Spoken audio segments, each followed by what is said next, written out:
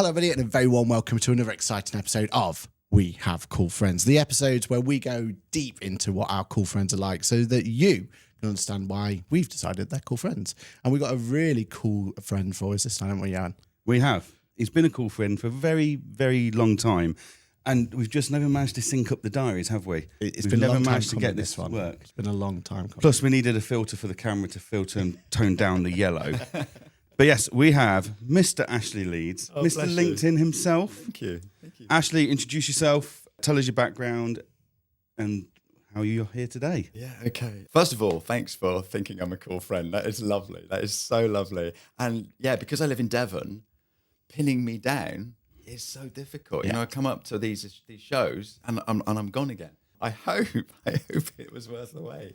I have no doubt. We've got some quite. Look, I got a whole list of questions great, we're going to go okay. through here and grill you on. All right. But let's start off with your story. Go for it. Like, how did I get here? How'd you get to this exact room at this exact point room in right time? now. Yeah, okay. It's a good story. I was at school and I wanted to be a Radio 1 DJ. And because that was so long ago, the careers teacher didn't have a clue what to do. And because I lived in Newquay, I got myself a job as a chef.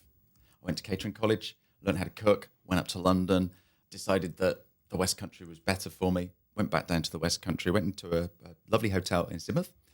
And in that kitchen, I was a teenager. And in that kitchen was a beautiful lady, young girl, kid. We were both kids. We were both teenagers.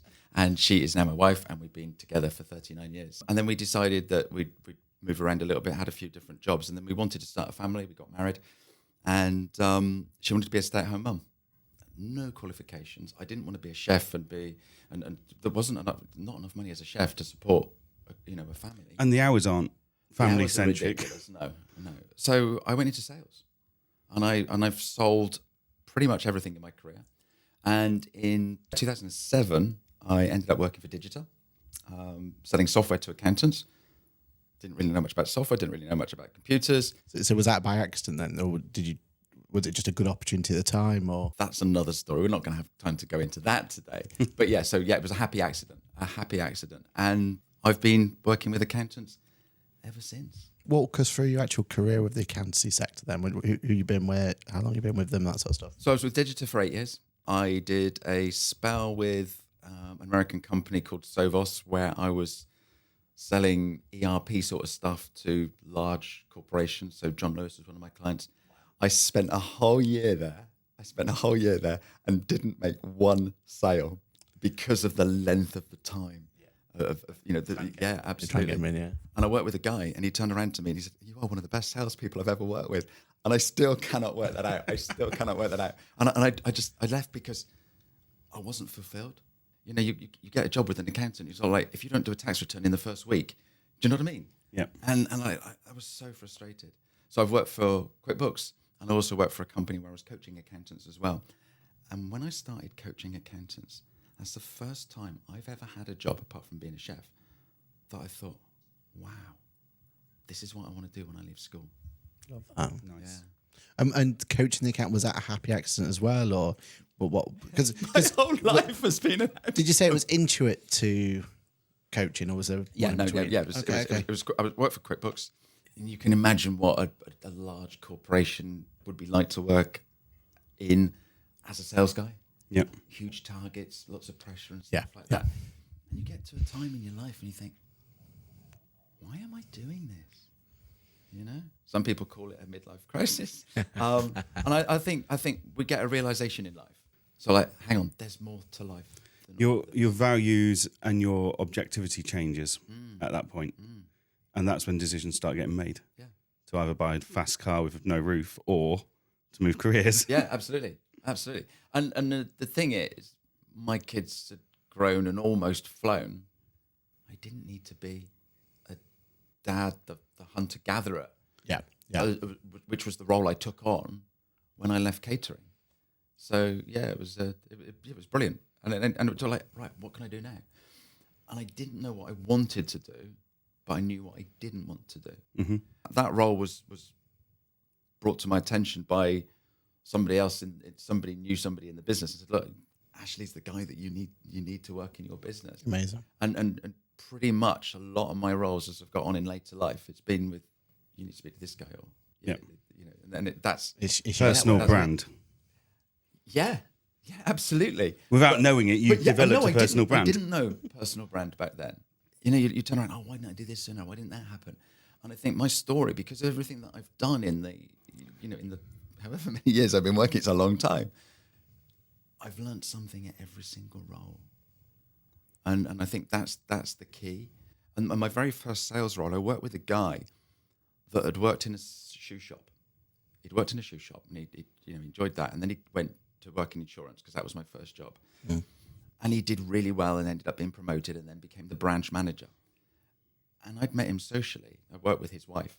And he said, you'd be just the sort of person to come and work in my company. And I'm not selling insurance. It's the last thing I want to do. And because he was a salesman. He sold you the concept. He sold me the job. But he just turned around and said, right, you do this, and then you do this, and then you do this. And then when you've done that, that happens, and then this happens. And so this is early 90s. He had a playbook. And because I was a chef, and when you're in a kitchen, the chef says jump, you just jump. You just do it. You're trying to get all these meals out. You know. And so this guy, Steve, his name is, he turned around to me and said, right, you do this, this, and this. And I just, okay.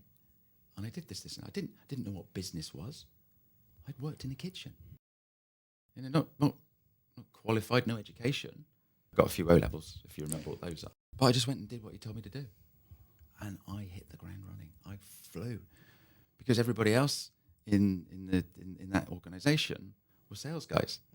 And sales guys are inherently lazy. They get the deal and that's it. And I just went, right, do this and do this and do this. And I was building up all these little things and was building my personal brand. Because when Jess was born, I turned around to all my clients and said, my wife's having a baby. And, they're invested in me. Yep. And that's what I'm doing on LinkedIn. I'm telling stories on LinkedIn. And I was telling stories to my clients. You're there collecting the premiums, selling them new insurance, but you're chatting to them. And they start getting all these stories and they start relating to me. And then they're talking to somebody, oh, you want to have a chat with Ash because he looks after us. And they go around there. And so I absolutely flew in that job. It was incredible. One of the guys turned around to me and he said, we're in Devon, right? And he's proper Devon. He goes, how come you're doing so well, boy? And I go, well, I'm just doing what Steve tells me to do. Yeah, but every week you're coming in with policies and you're doing well. I said, yeah, but he told me to do this and he told me to, yeah, but there's a recession. And I looked at him blank and I go, what's a recession? No one had told me what a recession was. Yeah. No one had told me what the ramifications were. And I was still getting business during the recession. Whereas all the other guys had been reading the papers. They knew what, they're business guys. Yeah. They knew what a recession was. They knew that people don't have any money in recession. No one told me. You were almost oblivious at that Absolutely. point. Absolutely. Yeah. And so, people are sort of like, oh, yeah, fine. Because I didn't say, oh, you sure you don't want to buy it? Because Or you didn't start with the negativity first. Absolutely. So I just carried on and just sat here thinking about it, telling this story. Like, that's all I've ever done. Well, I think it's that, and also we're going to come on to branding later, but definitely part of your branding's yellow. And I wonder if it's yellow because also you're like a sponge, right? And you just grabbed onto what people, and get all that information in. Do you reckon that's why you went down the yellow route? Have we connected the dots there? There are other colour sponges available. No, there are, but you're right. Your sponges are. I can see in my garage now my orange bucket with my yellow sponge to wash the car. Yeah. I've always been curious. Yeah, I have always been curious. One of my lecturers when I was at college, because when you're at Caton College, there's 16 of you in the group, and part of the course is running a restaurant. There's a restaurant at the college, and you run that restaurant. Mm-hmm. And by the end of the year, you're like proper chefs. It was brilliant. It was a really great atmosphere. And the college lecturers, you should have them in here because they were cool friends. Really, really cool. Nothing like school. And we were all big fish in this kitchen because we were all grown up together. We'd all learned together, and we were all like the masters of our domain. And one of the lecturers pulled me to one side because I'd got myself a job up in London at a club in London, Gentlemen's Club. It's a really cool job. And he pulled me one side and he said, you may know everything in here, but when you go out in the big world, you know nothing. So when the chef turns around to you and tells you to do that, make sure you know what you're supposed to do. And I went into the kitchen and every time he said, oh, can you do this? Right, okay, how do you want me to do this? And again, I excelled because I was curious. I wanted to learn. And, and all these, Yeah, it's incredible. This is great. I've never stopped and really thought about it. Yeah, but it's important, yeah, right? It makes to reflect. an awful lot of sense. All adds up in the end. Of why I'm here today. Yeah, absolutely. and I think we'll get onto it again. But you're Mr. Content, and this is going to help you put some more content out there now, right? Give some inspiration for others. While we're still on the journey of your business, of how you got to here today, talk us through when you were doing those BDM roles, what it was like going to an account X or one of the things. Were you asked to be on the stands at that point? Because absolutely. we definitely want to talk about what you're doing now. Let's build up to that. Let's talk about what was it like back then. What was it? It was a different landscape. Yeah. It's a very different landscape. Yeah. Right. So what you've got to remember, I'm a chef. All right. I don't say I was a chef. I am a chef. I can still cook. Yeah. All right.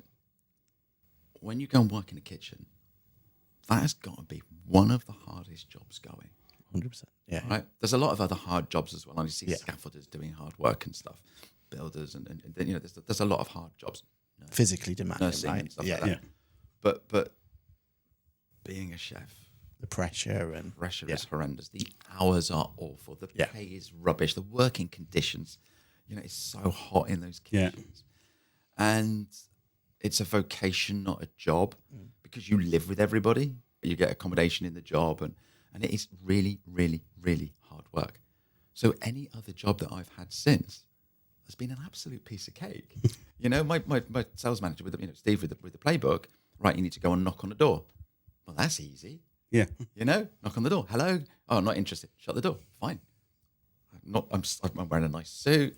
I'm not working stupid hours. I'm not hot. you're not getting potentially getting pressure. burnt or cut yourself. I was cooking a steak one night and in a hurry, put it in the pan and had hot fat and had to be rushed to hospital. Yeah. So it's nasty.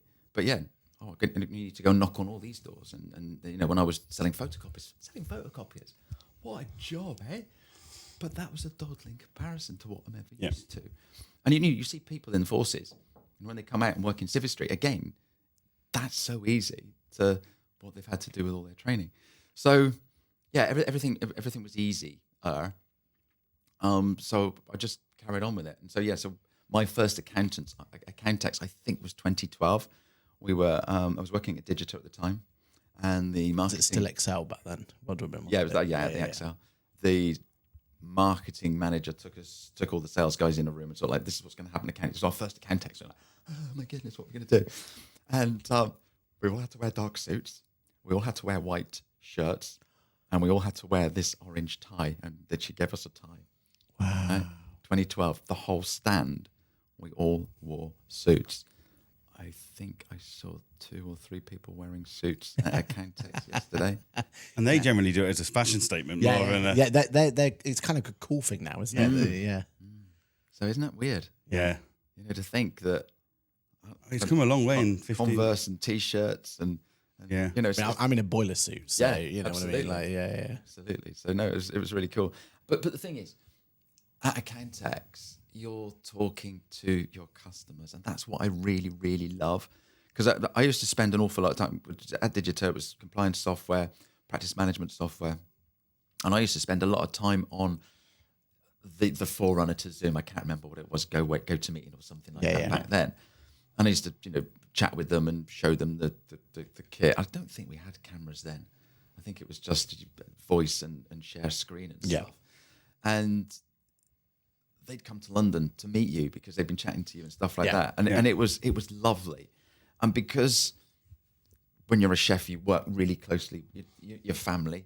And then when I was doing my insurance, I was going around and seeing my clients every month. And so to actually see everybody in London at the stand at accountex was brilliant. And so, yeah, I've always been about making relationships and making cool friends. Love that. So we've gone through your story so far. We've got into you moving into coaching, but at some point decided to go on your own and go through what is now Full Cup Coaching. So talk us through first of all, why make that, or when did you feel right to make that decision, and what's that story been for you? That's a good one. I wish that when I was younger, someone turned around to me and said, do you know you could actually run your own business one day? I didn't ever think it was something I could do. Was it you didn't feel prepared, or did you didn't feel like it was just you, Or you go to school, you go to college, you get a job, and that's your career until you retire. You're an employee. Yeah. Not that people like me don't run their own business. And it has never crossed my mind. I was working for Digita. One of the guys turned around to me and said, accountants don't know how to sell. We should set up a business where we go and help accountants sell. Yeah.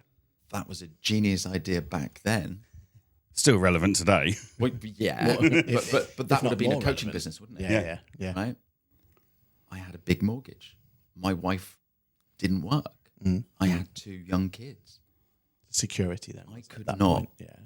Couldn't even contemplate. It would have been a huge success. Yeah. It really would have done because there was no one else doing it. You'd have got in first. We'd have you'd absolutely owned the market, smashed extracted it out of the park. But that didn't happen because I've always been oppressed, because I've always had a job and I've always been the slave to the man, you know? And so, no, it's never anything I've thought of. I'm a chef, so one day I'm going to have a restaurant and run my own restaurant, and then you soon realise that is hard work. Yeah. You know, when you come out of catering and go into the world, and like I said, I've already said how easy it was. You know, and as a sales guy, you could earn some nice commissions. So yeah, that's what I did, and so never ever thought that I'd have anything to offer. And then during COVID, I was part of a group. A guy called Vic Williams down in Devon sent an email around to a load of friends and said, we're going to go into COVID. We're going to go into lockdown. No one knows what's going to happen.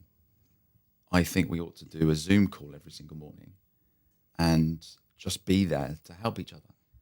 And so I messaged him and I said, hey, have you thought about this? Have you thought about that? And I said, look, if you want a hand or anything, give us a bell. Literally the phone rang. And I ended up being his right-hand man. And he got a right-hand woman as well. So Rachel was involved as well. So the 3 of us, every morning, we'd meet at 8:20 on a Zoom. And we thought, like, right, what we're going to talk about today. And all these different people from around Exeter area would just drop in the Zoom. Oh my God, this is terrible. What are we going to do? Richie literally just started his own business as a web designer. A lady called Hannah. Her husband had just left her. She'd lost her job and she had a little one at home. She had nobody. And she came in every morning and we just chat. I turned around to the guys one morning at 8:20.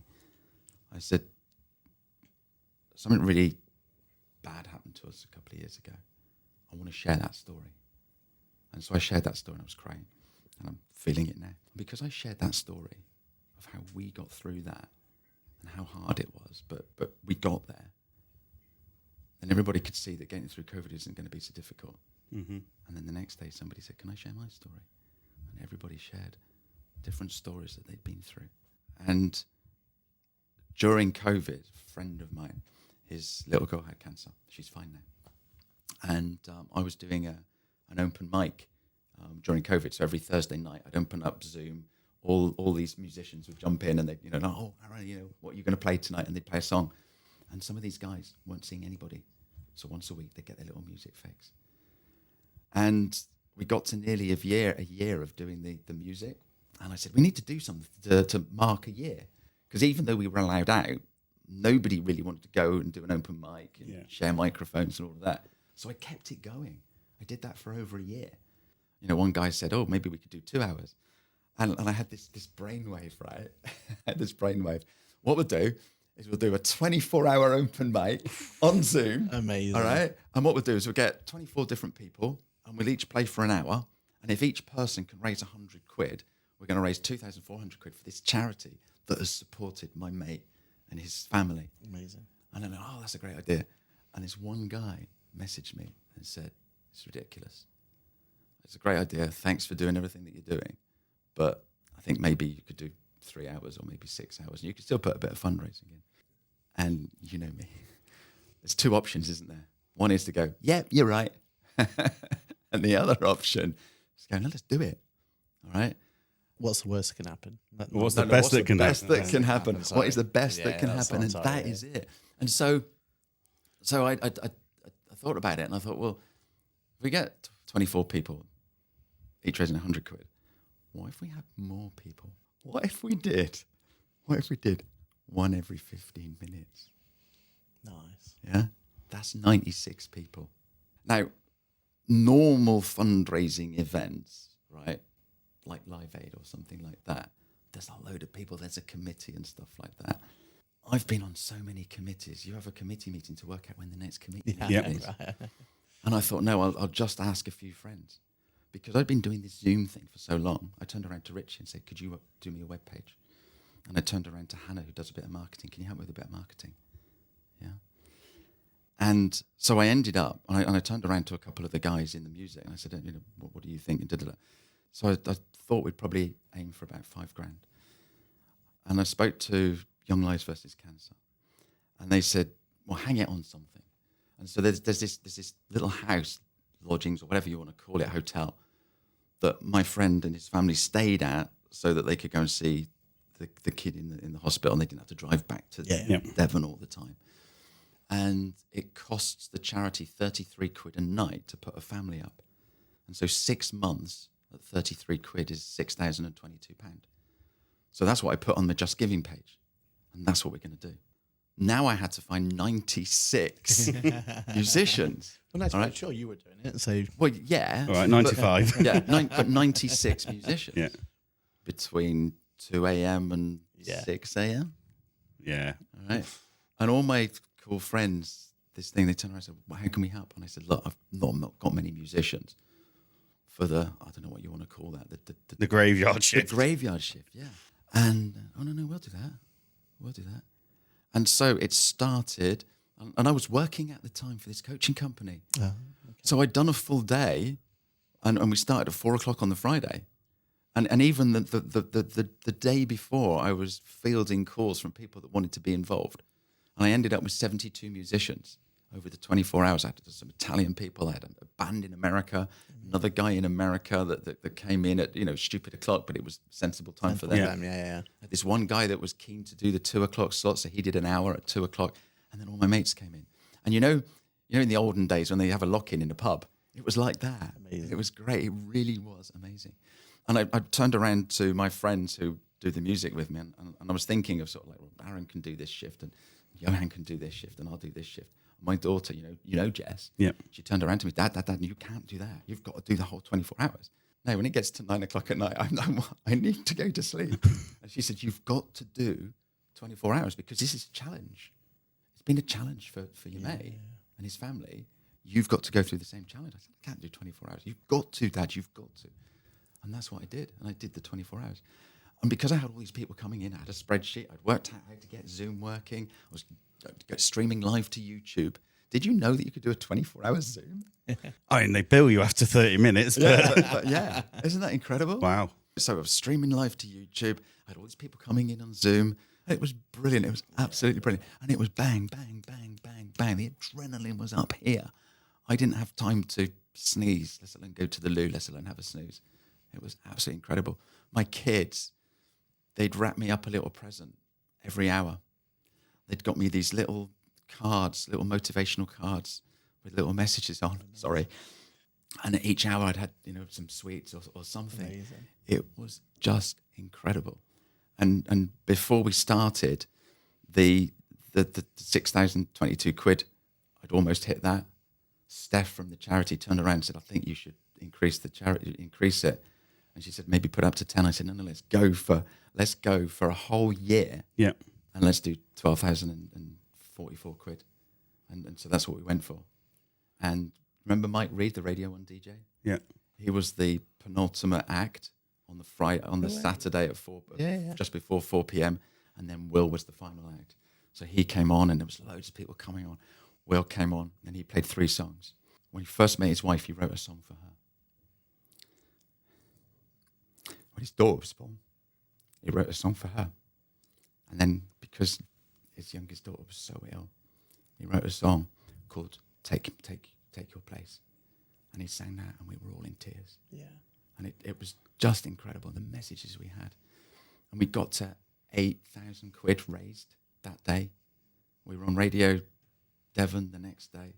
And I don't know if you've ever done Just Giving, but notifications come in, someone's donated, somene's donated, someone's donated, and it just kept bang, bang, bang, bang. Yeah. That day or the next day, BBC TV got hold of us, and they said, look, we want to do something on Wednesday. And Wednesday was the day that the kid went to the last chemo and rang the bell. Yep. So they had a little bit of a video of her, and it was all COVID, so you couldn't go in there. So it was on a mobile phone. You couldn't have a film crew. I was interviewed in my shed by the BBC guy, my mate was. And then at 7 a.m. on the Wednesday, the local BBC News just ran this story. And then there was a bit more at lunchtime. And then in the evening, they did the big story right at the very end of the show, and we were watching it. And we had 1,800 quid to get for to hit the 12 grand. And literally, as soon as the show had finished, I had a notification, and someone had donated 1,800 quid. Wow. And I still don't know who they were. No way. No. No way. So I hit my target. Amazing. Fantastic. Amazing. Isn't that incredible? Absolutely incredible. And since then, and with the gift aid, we raised £16,000. Amazing. Wow. For you, it's like a whole full circle, isn't it? Of everything you've learned to that point, you know, how Zoom calls are working and everything else and all that, and how to build a community, how to build a network, how to rely on people, how to start bringing it in. Was that kind of the torch paper that lit underneath you to go, right, I can actually do? Well, so myself? at that point in time, I wasn't getting on with my boss. Yeah. It wasn't working. And I was getting frustrated. So the Wednesday that I hit the target of the 12 grand, I phoned her up. I said I quit. Really? That was the torch paper? I had nothing to I had nothing to go and do. And I knew I could do something else. And I thought, I know loads of people in this lovely accounting space. Yeah. And I thought, pick up the phone to Dext or whoever. Any job's going. Yeah. So my wife said to me, Start your own. Mm. It was your wife that pushed you to. Interesting. we don't need you to go and earn millions. Look at what you've just done. Yeah. You love coaching. You'll be brilliant. I believe in you. Nice. Nice. And it was that push that made was you. it. Yeah. That was it. Amazing. Amazing. How did the name and everything come together? Because you've obviously not been thinking about this at this point, have you? No. Was it just your creative mind went to brand overdrive at that point? Most people would have, to your point, would have built up to it. Done it as a side hustle. Yeah. Maybe in the back of the mind, gone, if I get to this point or I get to that point, then I'll go full time. But you just went. Yeah. 1 minute I got a job. Yeah. Next Next minute you've quit. Next minute I need to make a And job. now you've got to figure it out. Yeah. I know, it's mad, isn't it? Isn't it mad? But I've always had belief in my ability. From the day I turned around and said, let's do a 24-hour, Yeah. to starting the 24-hour, it was 3 weeks. Wow. Yeah. Get on with it. It's the best that can happen. Yeah. And again, for you, it's that actually would be easier than working in a as a chef. Yeah. So even though it sounds not like we couldn't do it, but we can, and that's the thing. We got through COVID. Mm. You know, Will's kid got through cancer.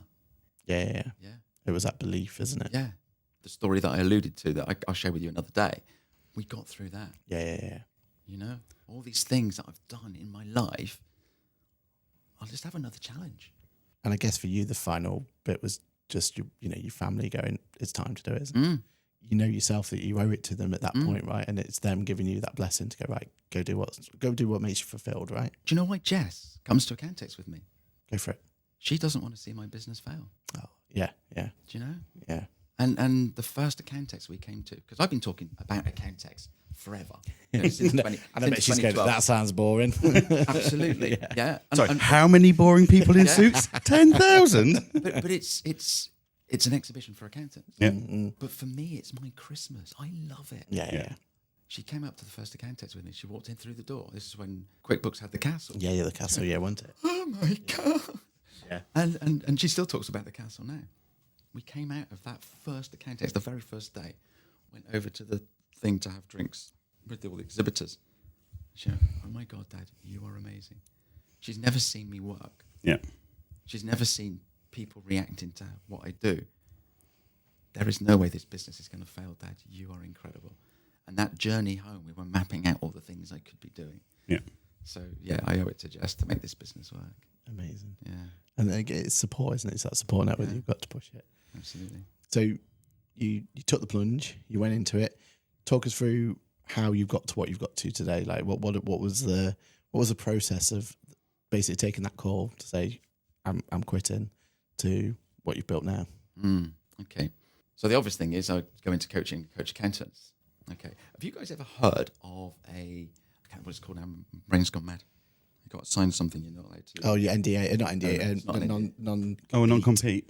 Anti-compete clause. Yeah. Yes. Yeah. One of those anti-compete clauses Yeah. that you sign when you start your job. Of course you're you do. excited. You're Yeah. not going to leave. It's going to be fine, isn't it? Yeah. It's just one of those other I pieces. signed one of those, didn't Yeah. I? And I got this email. And it comes back to haunt you. Yeah, I got this email from my former employer. You're not allowed to do this. You're not allowed to do that. You're not allowed to do that. I'm like, oh, really? And there were so many things I wasn't allowed to do. For how long though? Was it like a time period? Or? 6 months, but I need money. Yeah. Yeah. You've You need you've to just build a quit business. spontaneously. You've Yeah, not yeah. built savings up Yeah. for this. You've not got a No. yeah. I couldn't turn around to the charity and say, that 16 grand that I just raised. I'm a charity now. Yeah. And because of that thing that I was doing on the Zoom with Vic and Yes, yeah. and Rachel, there was a guy there called Richard. And he's a mentor. And he messaged me. And he said, Ash, let me mentor you. I'll mentor you for free as a thank you to everything that you've given this community. Yeah. Nice one. And so he was mentoring me. And I jump on a Zoom with him and I'm chatting to him on this Zoom and I'm crying my eyes out. I said, she said this and she said this. And what can I do? What can I do? He said, you'll think of something. And I was having a shower and I thought, oh, what about LinkedIn? Yeah. Yeah. So I sent her a message. I said, look, I'm thinking of this. I'm thinking of this. I'm thinking of this. I'm thinking of LinkedIn. She came back, yeah, you can do that. You can do that. You can't do this. Yeah, you can do that. And you can do LinkedIn. I went, right, let's do LinkedIn. And I have not looked back. That anti-compete wasn't Forced an you. anti-compete. Yeah. It wasn't an anti-compete. It was a get off your ass and do LinkedIn. Yeah. And now look at me. That's Yeah. what sparked the innovation. Absolutely. Yesterday And built your brand, right? I was hosting a stand for Accountex. I'm a partner of Accountex. Exactly. You know? You're invited on the stage to talk about it. Yeah. How Yeah. did that happen? Because you niche down on a product that is from the accounting world. Most It's of us essential. thought it was, well, you I was went on it into before you were, Yeah. but It is essential. yeah. Because I remember I've had one of your meetings, remember, and you You were came on telling my- me that LinkedIn, and I'm sat there going, is he right? Is LinkedIn a big deal? Like, because I needed convincing, right? I needed that, and that's what you did. And Still having those conversations, Yeah. Aaron? yeah, Yesterday, this morning, right, I saw a post. And it's a picture of me, stood on stage with the panelists behind me, my T-shirt on saying, what's the best that can happen? Yeah. And it's from this lady. And she says something along the lines of, I went to saw this talk yesterday and I was inspired to write this post. I've never written anything on LinkedIn before. So thanks to Ashley, Ben, Zoe and Grace for getting me to do my first ever post. Isn't that incredible? that's wicked. that's special. Yeah, It's It doesn't make you a penny, no, it doesn't. but It it doesn't. drives you ethically and morally to keep going. yeah. yeah, and it gives you the reputation, right? And that's why Yeah. people then trust you to. But Working. you know, I said earlier that coaching was the first job I've ever gone. I love that. Yeah. It's because I've worked with people that haven't done this, haven't done that, and I've shown them that they can do it. And everything that I've done, I don't consider to be special, but I'm just the guy, and I've just done it. Yeah. But we're so similar, aren't we? So we sit there and go, there's just two of us around microphones on a Monday morning. But then one of our listeners who I don't think he's ever commented on our comments until Monday came and approached us both and presented us with a piece of carbon fibre signed by Oscar, the F1 driver. Is that Pistorius. Pistorius, yes, I Yeah, keep yeah. getting the wrong surname. Yeah. The South African runner surname. Well, that's what I was That's thinking. Piastri. Yeah. That's the thing. I'm just like, because You have to be careful with that surname. I know nothing. I know nothing about motor racing. Yeah. There's a wheel at each corner. Is that right? Yeah, something about that, right, That's yeah. But he literally just presented us with this gift and a thank you card. That's incredible. And we're like, all we do is two mates having a chat on a Monday morning. Yeah. And then filming in today a bedroom in a hotel or in a It's a pub. Brewdog, though. It's a It's a Brewdog. Brewdog home. Yeah. Still on brand. That, it's only when things like that or that post goes up, you realise not only did I have fun and enjoy myself yesterday, I made an impact. Yeah. And I always think, I've got friends who get paid silly money for their job, but it's only the financial reward that motivates them. That's the bit, and that motivation won't last for long. That novelty will wear off. It's when you are more driven by the outcomes, the impact you have on people in your role. That's where true job satisfaction comes from. It's not the size of your paycheck. Yeah, 100%. I mean, it might be for a little while if it's a good job, like financially compensated, but actually the true reward is waking up and looking on a LinkedIn to find that post being tagged into it. Yeah. That's the truly magical part. And the rewards that you've already got yourself, you've got the credibility, like we said there, but also these activation zones with Accountex, right? Like that's because you built your brand, you hustled, you put it through, and you made your connections. Just talk through how you're finding that relation. What's it brought to you and everything else. Can I just go back a little bit? Go for it. Yeah. Because as a chef, there's no financial reward. Mm-hmm.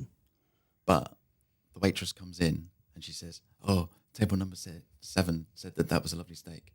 Or when I've done buffets, I specialised as a pastry chef, so I used to make all the lovely desserts, and people would come up to the buffet, "Oh, that's amazing." Yeah. You know, Yeah, that gratitude. Yeah. Yeah. Then I went and worked for Steve and was doing the insurance.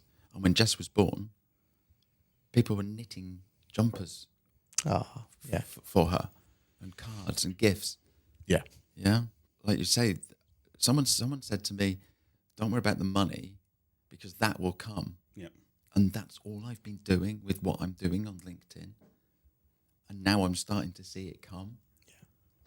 But it's more than that. I'll turn around and I'll meet somebody, they come on a Zoom and I'll help them with their LinkedIn. And then I'd sit down at dinner with my wife and she said, "How did you get on today?" I was chatting with Johann today and I helped him with this and this. And great. Did he pay you anything? No. And I've had faith in that. Yeah. And now I get asked to do all these crazy things. Here I am with cool friends.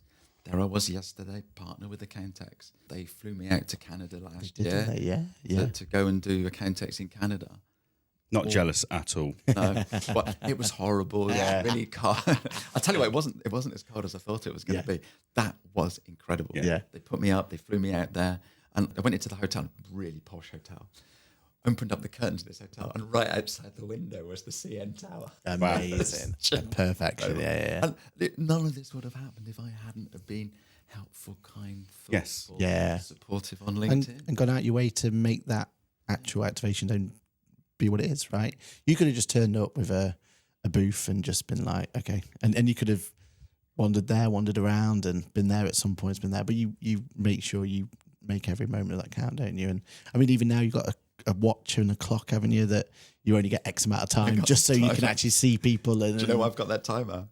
Because of Jess. Because people come up and so I did sort of like think, let's do a 15-minute slot. Yeah. But I can only see on brand. Yeah, on brand. But I can only see 4 people an hour. If I do 10 minutes, I can see 6 people an hour. Everybody's so happy with that. And yesterday, I ran over my lunch, so I didn't have time for my lunch. Just nipped out and got me a burger and some chips, and this woman's waiting. And I said, "Just come and sit down." She said, "No, I'll just take 5 minutes and I'll sit on my phone." And I said, "No, come and sit down." And that's how people value my time. Yeah. Because I'm valuing their time. Exactly right. Yeah. And that was the thing. And so anyway, Jess is there and she's looking, she's doing that on with a watch. It's like 17 people waiting. And I'm like, right, okay. And she said as we were walking home a couple of years ago, "You need a timer." And so now I've got this timer. I just forget to set it. But moral of the story there, technology, like AI, whatever it is, we get the tool, we forget to then use it. Yeah, absolutely. Because we need to build the routine, don't we? We need to get into the habit of it. Definitely. We're going to have to call that at there. But I think this basically means we're going to have a round 2 at some point. When we get the diaries synced, when we figure out how we're going to put them in. Is there any last questions you want to throw? No, I mean, I think what we've established is you're just a stand-up decent guy. I'm just a guy. Who's happy to help anybody. With a top trump now. with a top trump card, which just Yes. adds to the fame. Absolutely. I haven't seen yet. Have you not? We've No. not get- We're not presented one. No, let's do it live on the show. While Lizzie finds that, camera's over there. Tell people how they can find you. Tell people how you can help them. Whether it's a quick 2-minute chat they want with you, or whether it's proper paid services, because you do accept money I at do times. accept money, yeah. but this is the thing, right? When you're employed, your boss gives you the money at the Yeah. end of the month, and so when you're running your own business, you've got to turn around and say, look, actually, I need to charge you for this. Yeah. And I coach people on pricing. I co-wrote a book on pricing. I know this, but I can't do it myself. And I think that's the biggest problem that we all have. We're all guilty of that. We sit there telling our clients how to run a business and increase their fees annually, and then we don't do it ourselves. All right, we're all guilty of that. So camera's over there. Let the people know how they can reach you, what you can do for them. Plug away. Okay. So my name is Ashley Leeds. I'm the 15-minute guy, and I just want to help you. I want to give you a voice. I do lots of free things. I do a free monthly drop-in. So every Monday, the first Monday of the month, you can drop in and ask me anything. I do one-to-one coaching. I'm going to be doing a masterclass soon. Just give us a shout. You can find me on LinkedIn. Google the 15-minute guy and just have a chat. Amazing. Brilliant. Thank you very much. Are we going to pass over his card?